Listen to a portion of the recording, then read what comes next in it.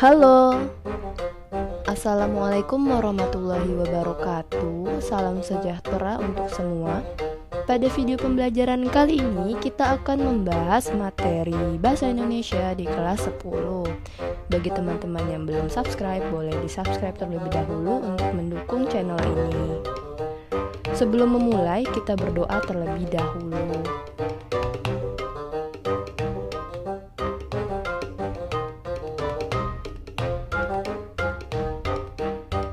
Materi yang akan dibahas yaitu tentang hikayat dan cerpen. Kompetensi dasar atau KD yang harus dikuasai yaitu pada ranah pengetahuan KD 3.4 membandingkan nilai-nilai dan kebahasaan cerita rakyat atau hikayat dan cerpen. Kemudian ranah keterampilannya 4.4 mengembangkan cerita rakyat atau hikayat ke dalam bentuk cerpen dengan memperhatikan isi dan nilai-nilai. Baik, kita mulai dari pengertian hikayat. Hikayat adalah karya sastra lama berbentuk prosa berisi sejarah, silsilah, biografi, atau cerita yang mengisahkan kehebatan dan kepahlawanan anggota kerajaan atau kaum bangsawan. Hikayat berasal dari bahasa Arab yaitu dari kata hakka yang artinya adalah cerita. Cerita pendek atau cerpen merupakan karangan prosa yang memusatkan cerita pada satu tokoh, berisi kisah satu fase kehidupan tokoh utamanya. Panjang cerpen tidak lebih dari 10.000 kata sehingga dapat selesai dalam sekali baca.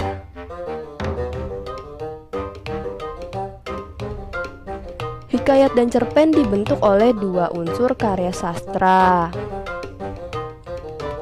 yaitu intrinsik dan ekstrinsik. Intrinsik, unsur pembangun dari dalam, ada tema, amanat, latar tempat, waktu, suasana, alur, konflik, dan penokohan. Sedangkan ekstrinsik, unsur pembangun dari luar, ada latar belakang pengarang, sosial budaya masyarakat, dan nilai-nilai kehidupan.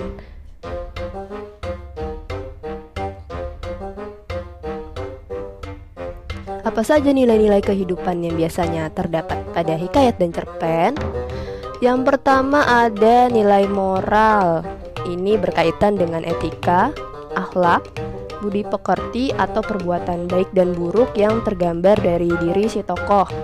Kemudian ada nilai sosial berkaitan dengan hubungan bermasyarakat seperti saling menolong atau gotong royong, rasa simpati, dan lain-lain. Nilai agama ini berkaitan dengan keyakinan dan ketuhanan. Kemudian nilai budaya berkaitan dengan adat atau kebiasaan masyarakat tertentu.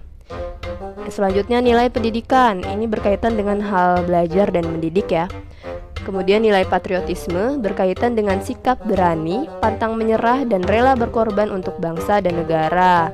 Selanjutnya ada nilai ekonomi berkaitan dengan usaha manusia untuk memenuhi kebutuhan hidup. Yang terakhir nilai politik berkaitan dengan tujuan meraih kedudukan atau kekuasaan.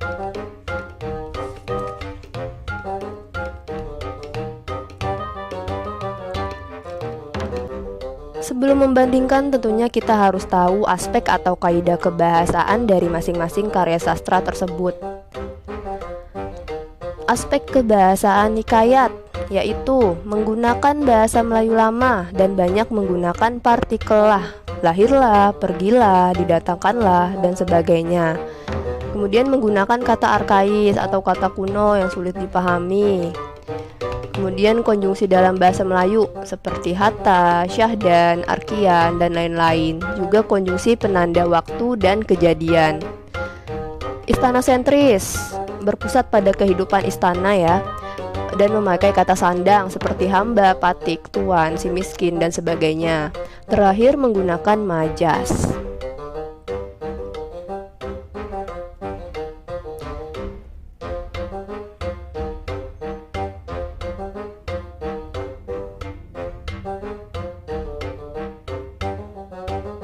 Aspek kebahasaan cerpen yaitu ada menggunakan bahasa Indonesia baik formal atau non-formal, menggunakan kata sehari-hari, konjungsi sesuai pedoman umum ejaan bahasa Indonesia, menggunakan kata ganti orang pertama atau ketiga, dan menggunakan majas atau gaya bahasa.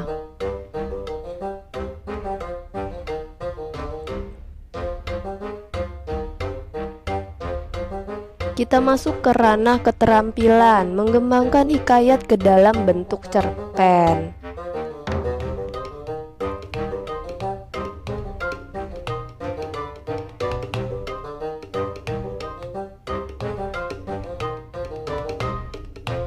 Berikut ini merupakan hal-hal yang perlu diperhatikan sebelum mengembangkan hikayat ke dalam bentuk cerpen. Yang pertama, mengubah alur cerita dari alur berbingkai menjadi alur tunggal tetapi tidak mengubah jalan cerita. Alur berbingkai artinya ada cerita di dalam cerita, tapi tidak semua hikayat memiliki alur berbingkai. Kemudian menggunakan bahasa Indonesia saat ini dengan memilih kata yang tepat dan efektif. Kemudian menggunakan gaya bahasa yang sesuai. Terakhir, tetap mempertahankan nilai-nilai yang terkandung di dalam hikayat.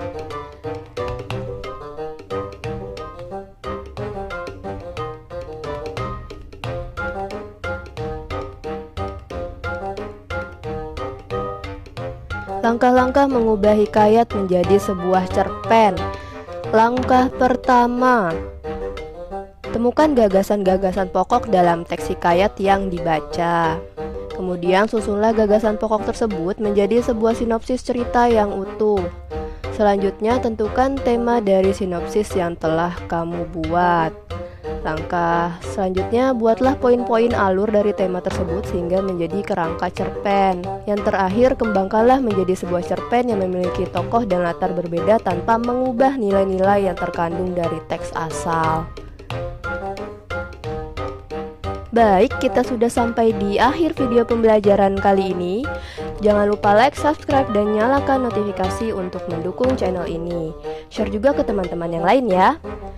Tetap semangat dalam belajar dan selalu jaga kesehatan. Sampai jumpa di video pembelajaran selanjutnya. Wassalamualaikum warahmatullahi wabarakatuh.